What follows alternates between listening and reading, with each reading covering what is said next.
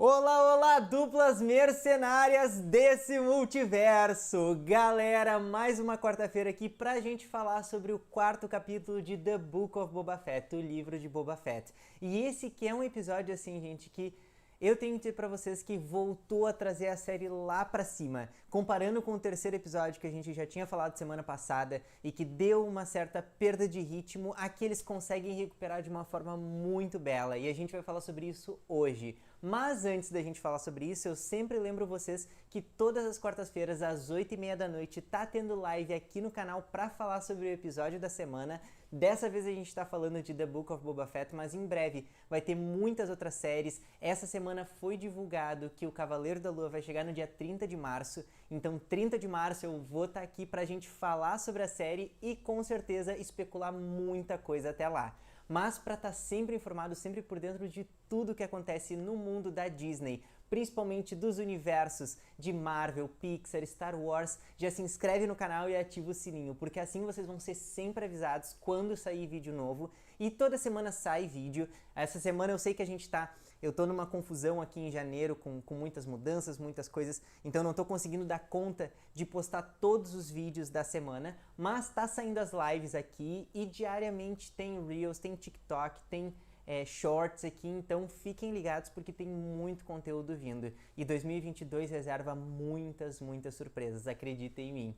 Mas então vamos começar falando sem spoiler sobre esse episódio, porque esse foi um episódio que me lembrou muito alguns detalhes tão interessantes e que eu sou apaixonado do universo de Star Wars, que é principalmente as criaturas. Star Wars é esse universo fantástico e extraterrestre que a gente vê criaturas muito diferentes e muito autênticas que a gente não vê em outros universos ficcionais. E esse episódio, ele abraça muito essas criaturas. A gente já teve nos episódios passados, por exemplo, o Rancor, a gente teve o próprio Wookiee, né, o Car Satan. Então a gente tem bastante desses personagens que não são humanoides, mas esse episódio hoje ele traz a participação de um personagem, de uma criatura, né? Não um personagem, mas de uma criatura que me deixou particularmente muito cativo, que é a participação do Banta, mas uma participação mais efetiva, não apenas como um meio de transporte, porque a gente está acostumado a ver aquele monstro daquele bicho carregando muitos viajantes, e aqui a gente consegue ver ele um pouco mais com uma questão mais domesticada, como se realmente ele criasse uma parceria, um vínculo muito forte com Boba Fett. Eu acho isso muito legal. Eu acho que quando essas séries, como The Mandalorian, como o livro de Boba Fett estão fazendo, assim, de pegar vários dos signos, várias das imagens que a gente tem de Star Wars e trazer elas para um pouco mais do destaque, ao invés de deixar de lado. Eu falei sobre isso quando eles usam, por exemplo, o Povo da Areia com muito mais propriedade e com muito mais amor aos personagens e vários outros detalhes que realmente são muito legais da gente ver na tela. E, de novo, né, Dave Filoni e Jon Favreau são nerds no comando e esses nerds estão cuidando muito bem desse universo.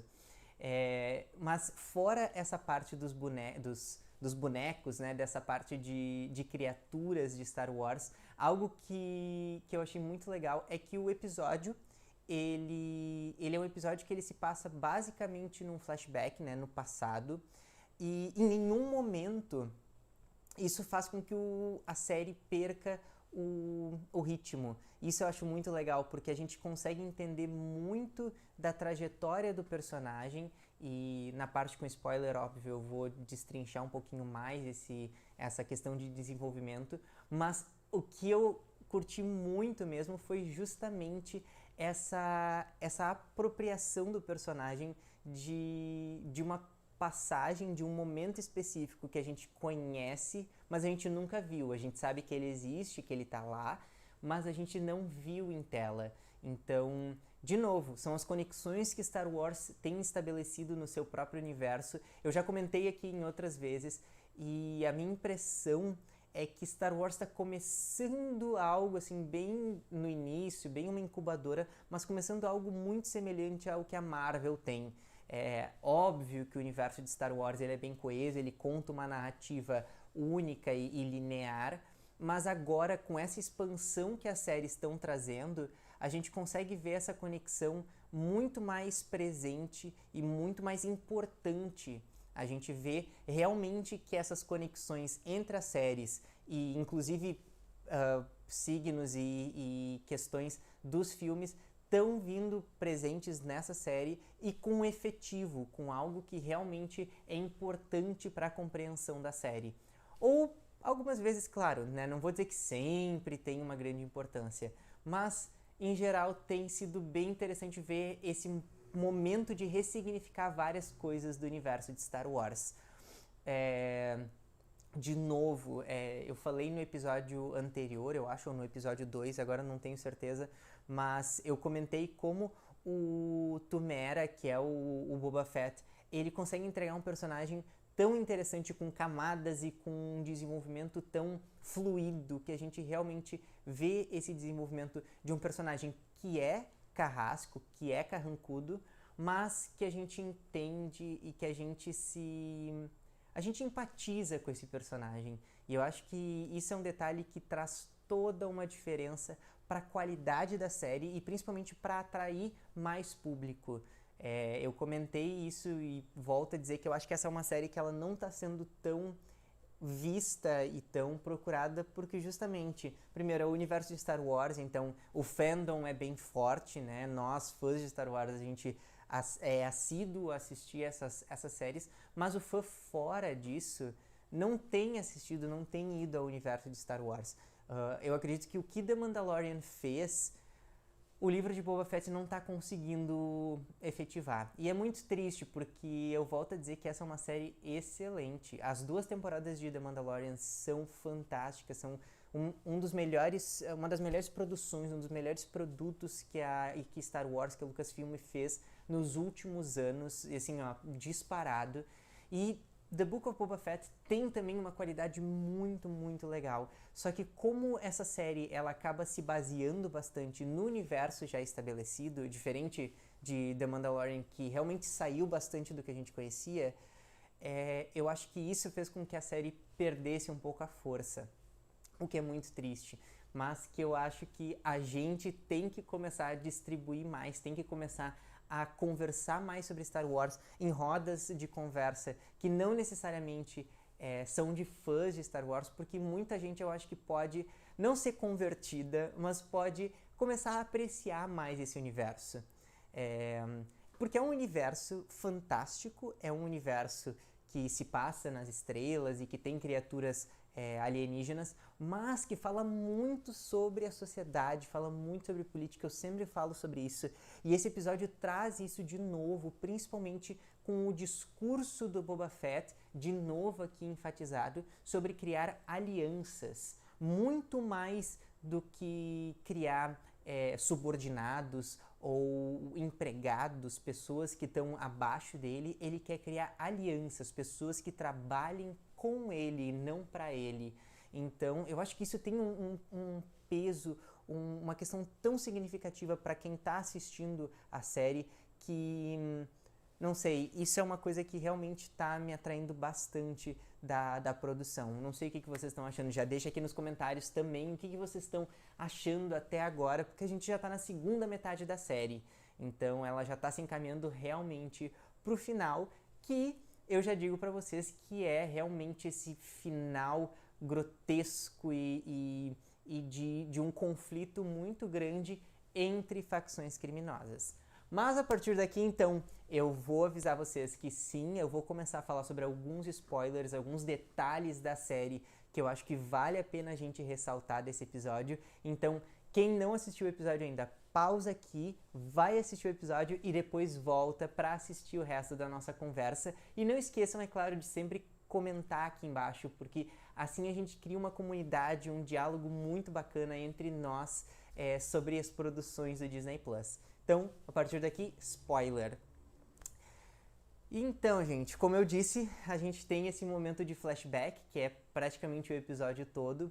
E esse flashback é muito legal porque ele explica algo, ele mostra na tela algo que a gente não viu anteriormente, mas a gente sabe que aconteceu, como eu disse.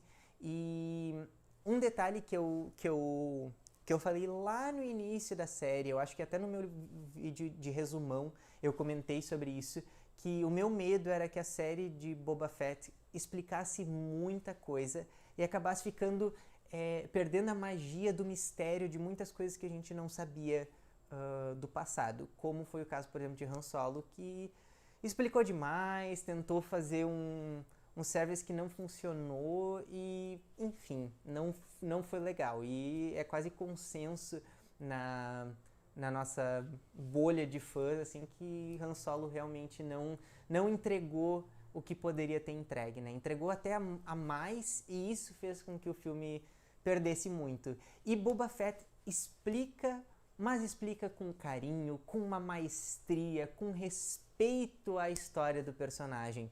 E aqui a gente vê isso muito nítido, principalmente pelo fato de que agora a gente viu todo aquele período entre o primeiro episódio, se eu não me engano é o primeiro episódio do The Mandalorian, quando a gente vê a Fennec, né, que ela fica ali caída no deserto, e o Boba Fett aparece no final do episódio, e toda a construção deles dessa dinâmica de dupla, que, de novo, ela não é uma dinâmica de dupla de mestre-aprendiz, mestre-subordinado, é muito mais uma questão de equalidade ali. O Boba Fett, de novo, deixa isso muito claro. A proposta que ele faz para Fennec é uma proposta de igualdade, deles trabalharem juntos, deles criarem uma aliança para construir esse grupo, esse sindicato deles, ou não sei se dá para chamar de sindicato ainda, mas enfim, esse grupo que o Boba Fett tá reunindo para, enfim, assumir o posto do Jabba the Hutt, mas com uma política bem diferente.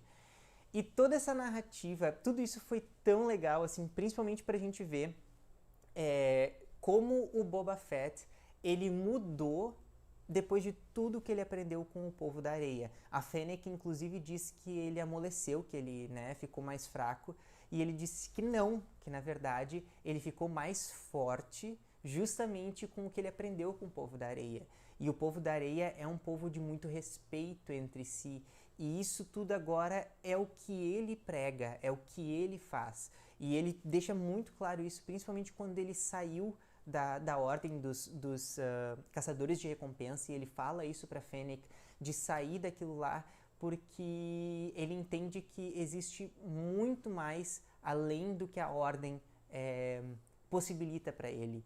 E essa liberdade é o que o personagem mais quer, e isso é fantástico, isso é muito legal de ver ele trazendo a Fennec, que é outra caçadora de recompensas, para esse lado. A Fennec já tinha aparecido, por exemplo, em The Bad Batch, que também é uma série animada que foi lançada ano passado, e ela aparece lá de novo como essa caçadora de recompensas. E aqui, agora nos tempos mais atuais, digamos assim, né, depois do episódio 6 ali, a gente vê a personagem como essa pessoa que também está começando a sair desse lugar do caçador de recompensas, indo muito mais para uma zona de diplomacia e de diálogo, se é que a gente pode dizer isso, assim. Então, achei bem interessante, achei bem legal essa dinâmica, e eu acho que os atores ali funcionam tão bem, o elenco ele consegue trabalhar muito bem essa dinâmica da Fennec como essa personagem forte, e como o próprio Boba Fett diz, né, ela é forte e ela é inteligente, né, ela é a força e o cérebro, então, e mesmo assim, essa personagem forte se encaixando no que o Boba Fett tem proposto, eu acho que isso foi formidável para criar realmente esse vínculo, porque até agora a gente não tinha visto, né? Vamos combinar, assim, se eu paro para pensar sobre esses 3 últimos episódios, a Fennec, ela tava ainda muito mais como uma combatente do Boba Fett do que propriamente essa questão de essa E aí nesse episódio a gente entende isso, então eu espero ver um pouco mais de um protagonismo da personagem agora essa segunda parte da série, né, esse segundo ato. Então eu espero ver mais dela, mais dessas habilidades dela e principalmente dessa vontade dela de fazer parte desse novo governo do Boba Fett. Então, enfim, estou bem curioso para ver isso.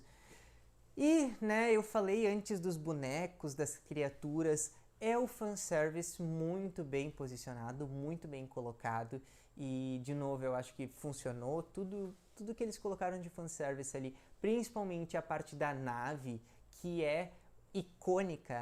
A nave, ela é quase como uma personagem, algo inerente ao personagem do Boba Fett, e é muito legal ver como ela é introduzida no episódio e como eles, na verdade, vão atrás dela e reconquistam esse transporte. E aí, a partir disso, o Boba Fett começa a fazer toda a limpa que ele queria. Ele acaba com aquela gangue de motoqueiros, ele vai atrás do Sarlacc de novo para tentar recuperar a armadura, mas, como a gente sabe em The Mandalorian, a armadura não tá lá. E aí, minha gente, ele começa a parte final do episódio, depois que ele fala com Carl Satan e tem todo aquele momento. Eu acho que a parte mais interessante é justamente aqueles 10 últimos minutos. Óbvio, o episódio todo é muito bom, tá? Eu acho que ele não perde ritmo, como eu disse, em comparação com o terceiro episódio, que eu sinto uma perda de ritmo no final. Aqui eu acho que o episódio consegue se manter constante de novo, e isso é muito bom para que a gente fique engajado em assistir o episódio. Mas os 10 últimos minutos, que mostram realmente a forma como ele fecha o episódio, com a reunião de todos aqueles membros de clãs que faziam parte do governo Hutt, tudo aquilo ali é incrível para entender realmente, de novo, a política nova que o Boba Fett quer implementar, mas principalmente o senso dele de que vai haver uma guerra, e ele está se preparando para isso, uma guerra contra o sindicato dos Pike. E aí fica uma sutileza que eu espero que vocês tenham pego, porque se vocês não pegaram, vocês têm que assistir o episódio de novo, pelo menos esses últimos minutos, porque quando o Boba Fett diz que eles vão precisar de ajuda, eles vão precisar de reforços, a trilha sonora, aqui ó, tô arrepiado, vocês podem ver, tô arrepiado, porque assim ó, começa a tocar a trilha sonora de The Mandalorian. A música de The Mandalorian começa a tocar quando ele diz que eles precisam de reforço. Então, assim, eu já tinha especulado algumas participações que poderiam aparecer, participações que a gente já conhece das outras produções de Star Wars, e uma dessas especulações foi que o Mando ia aparecer, né? O Din Djarin ia voltar para essa série. Porque no caso, esses últimos minutos, né, o episódio tem acho que 48 minutos, bota 45, né, sem os créditos ali, 40. Então, 3/4 do episódio são basicamente o flashback, mas esse 1/4 que fica no finalzinho é o momento presente, e aí a gente entende que o Boba Fett realmente vai chamar o Mando, vai chamar o Din Djarin. Assim, ó, eu aposto as minhas fichas sim que ele vai chamar esse cara, porque simplesmente o easter egg ficou ali e fechou muito bem o episódio. Eu fiquei de queixo caído quando ele falou. E sem contar que, né, o Din Djarin, ele não tava sozinho. No final de The Mandalorian, ele tá junto com a Bo-Katan e todo o grupo dela. E eles estão com aquele problema envolvendo quem vai ser a nova liderança de Mandalore.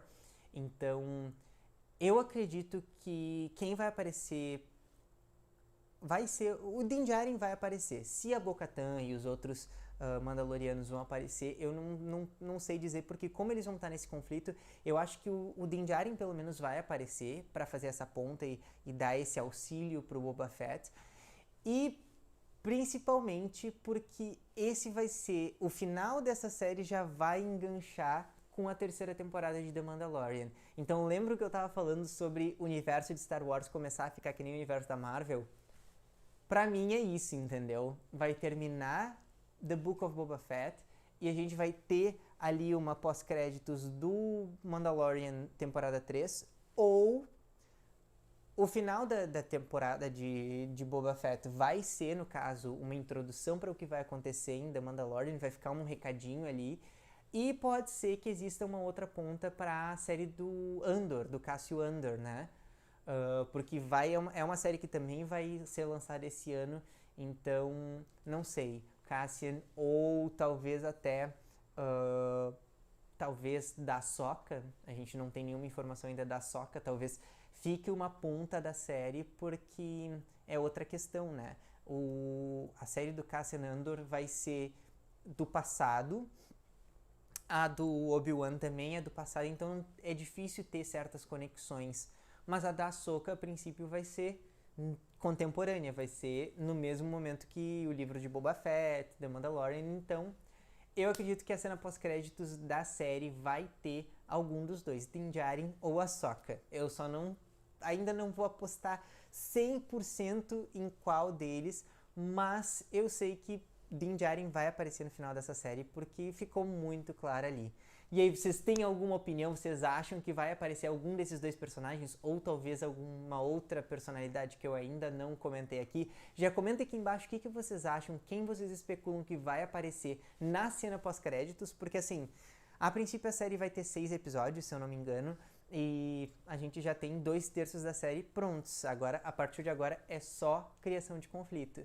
Mas vamos ver o que vai acontecer. Eu não lembro agora se são 6 ou se são 8. Se forem 8, como é The Mandalorian, a gente vai ter... Não, The Mandalorian? Vixe. Agora eu me perdi mesmo qual é o número. Mas enfim, a gente tá ali pela metade, da metade pro final. Então, vamos ver o que vai acontecer. Mas comentem aqui embaixo quem vocês acham que vai aparecer nessa série. E também não esquece de se inscrever e ativar o sininho, porque todas as quartas-feiras, às 8h30 da noite, tô eu aqui para falar sobre o episódio da semana. Nessa vez, a gente tá falando sobre The Book of Boba Fett, o livro de Boba Fett. Mas em breve a gente vai ter o Cavaleiro da Lua, vai ter She-Hulk, vai ter Miss Marvel, vai ter muita série pra gente falar aqui. Então se inscreve e ativa o sininho para não perder. E eu vou ficando por aqui, muito obrigado para quem ficou até o final e até o próximo vídeo, até semana que vem com a próxima live do capítulo 5 de Boba Fett. Tchau, tchau, gente!